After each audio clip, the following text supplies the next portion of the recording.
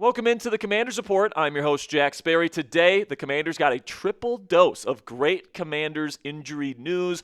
Dan Quinn took the podium earlier today and delivered some really good news to Commanders fans that I'm going to be reacting to on today's show. Now, before we get into the content today, make sure you guys click that subscribe button. It's 100% free to do so. We are currently the fastest growing and the largest Washington Commanders individually run news program anywhere on the YouTube platform. So for Commanders injury updates all season long, if you guys want to know who's in, who's out, all this different stuff, we make sure to get you guys multiple updates per week when we get them. So make sure you click that subscribe button to never miss a moment. So today, we'll start off with this. Jaden Daniels is officially back, which is terrific news. Coach Quinn said today that he has been fully cleared by the Commanders coaching staff, and he is going to be a full participant in practices all throughout the week in preparation for this team's game versus the Los Angeles Chargers. So that is terrific news, guys, and hopefully now this offense can really get rolling. And I think that Marcus Mariota did a pretty decent job the first 2 weeks. He wasn't perfect, but he is a backup quarterback. Jaden Daniels is your dynamic superstar franchise quarterback of the future, and getting him back is going to take this team to another level, or at least that's the hope and the expectation.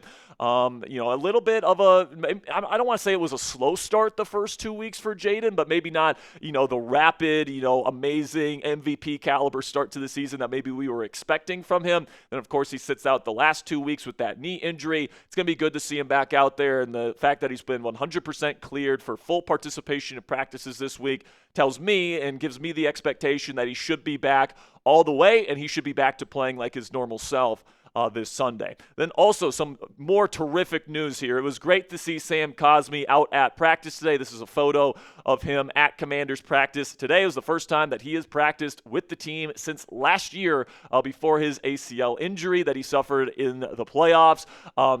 He's been working really hard to get back onto the practice field and get back onto the playing field. And Dan Quinn says that there's a chance that he could play this week. He's been his practice window has been open, so that means that he now has 21 days to be taken off of IR. So sometime within the next 3 weeks, I should say, Sam Cosmi is going to be coming off of IR. If I would have to guess right now, guys, I would say Cosmi probably doesn't play this week. There's a chance that he does, and he certainly has the opportunity to with that practice window being open for him. But I think more likely week 6 or week 7 is when he's going to officially make his return to the playing field. And even though Andrew Wiley, I have a lot of confidence in him as this team's starting right guard, while Cosmi continues to ramp up.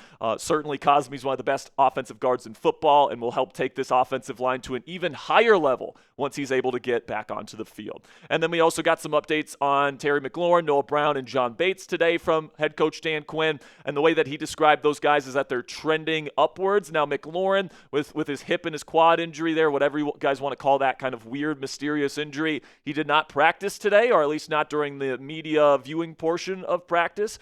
So that's still a little bit of a concern. Noah Brown was working off to the side with trainers, and then John Bates was actually at practice today. So it certainly seems like Bates could be on his way back to playing this week. Noah Brown, we'll see how he progresses as the week goes on, and we'll see if Terry can participate in practice at some point this week as well. But I would say in decreasing order here, John Bates, Noah Brown, followed by Terry McLaurin in terms of their chances to play on Sunday. But man, if you can get Jaden Daniels and Terry McLaurin back this week, that would be massive in terms of this team's chances to pull off what, I think a lot of people would consider an upset versus the Los Angeles Chargers on the road, coming off a really bad loss to the Atlanta Falcons where your defense couldn't do much. If you can have this dynamic duo back on offense, that can really go a long way to get this offense and especially this passing attack going in the right direction. So true or false? Let me know down there in the comment section. Washington will finish the year with a top 5 offense. Is that true or false? Let me know what you guys think down there in the comment section. Type T for true or F for false. This will be the pinned comment on today's show. So YouTube's going to throw you an ad break here in just a couple of seconds. When that happens, take advantage of that time. But let me know if this statement is true or false. So now Coach Quinn also at today's press conference came to the defense of Marshon Lattimore today, essentially saying that he's playing better than what the narrative is around him right now, that some of it is schematic and why, some of the issues that we've been seeing from him are not all on him. And he actually complimented him quite a bit in terms of the kind of player he is and the player that he expects him to be this season. But, stop trying to blow smoke up my ass here, Dan Quinn, okay? Let's just be honest here. Marshon Lattimore has not been good. In fact, he's been bad and really bad in 3 of the 4 games that this team has played. Now, Lattimore played pretty solidly against the Las Vegas Raiders, but that offense is frankly in shambles. Right now, they've lost 3 straight, and that offense has not looked good pretty much all season. So, Marshon is somebody that I'm hoping can turn it around. Obviously, this team invested a lot in him, so I really hope that investment pays off. But through the first month of the season, he's been one of the worst starting cornerbacks in the National Football League, especially for somebody of the name recognition and pedigree that he has. He's had a lot of injuries throughout his career, guys, and a lot of it is with the lower body. I'm starting to think that some of those injuries as he has gotten older now are starting to catch up with him. I really hope I'm wrong on that. I hope that he can turn it around and be the number 1 cornerback that this team expected him to be when they traded for him last year at the trade deadline. But I think we just have to be honest about what the film says right now, which is that Marshon Lattimore has not been playing well to this point in the season. And then Dan Graziano from ESPN said today that Washington is quote-unquote very happy with the running back committee that they have assembled here in Washington with, of course, Bill Krosky-Merritt, with Jeremy McNichols, and with Chris Rodriguez Jr. And it's easy to see why, because this run offense has actually been pretty darn good. It's been really the highlight of the Commanders' offense so far this year. And Graziano also said that Washington views Ja'Cory Krosky-Merritt as the quote-unquote most capable of taking on a number 1 role down the line. And I think when you watch these games, guys, that becomes pretty evident. I think Jeremy McNichols and Chris Rodriguez Jr. are really good complementary pieces, but I do think as the season goes on, we're going to see more of Bill, and he's going to have more of a premier type of role in this offense as the season goes on. But to have the luxury of this committee here where you've got not 1, not 2, but 3 really quality running backs, that is something that this team can really lean on, and I'm really encouraged by what I'm seeing from the Commanders' run game this year. Last year, it was also pretty darn good.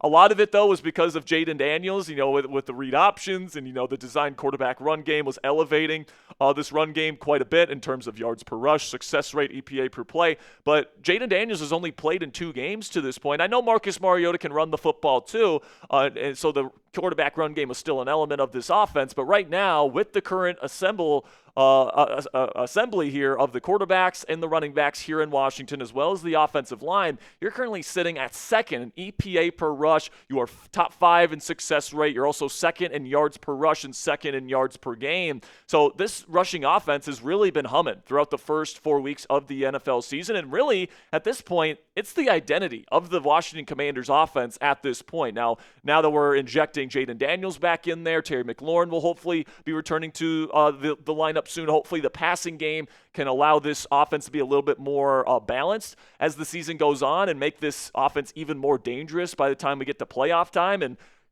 God pray that this defense can turn it around, and definitely in terms of their passing defense. But there's some things that are really positive about this football team right now, and the rushing offense is certainly part of that. And honestly, the offensive line is a big part of the run game success as well. It's not just that Bill and Chris and Jeremy are this awesome and super talented running back trio. I think they're a bunch of really good backs, and I think Bill in particular is going to be a legit number 1 guy in this league. Then you've got some good complementary pieces at quarterback. But plain simply, guys, if the blocking scheme isn't working, these guys are not going to have run lanes to run through. And I've been really impressed, especially over the last 2 weeks since Chris Paul took over at left guard, with how efficient and how good this offensive line has been in terms of the run blocking. And that's not even giving credit to John Bates when he's been in there. And Ben Sinnott has been awesome as a run blocker as well. This has been a huge strength of this Washington Commanders team, and it's a big reason why I still have a lot of hope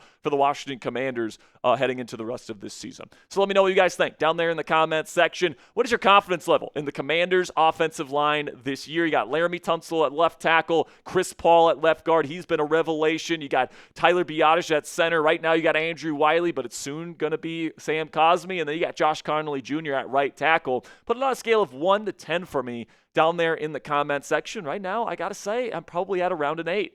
All right, that's going to be it for today's edition of Commanders News and Rumors. We're going to have more Commanders coverage, getting you guys ready for this week's matchup versus the Los Angeles Chargers coming up later in the week. So make sure you guys click that subscribe button if you haven't already.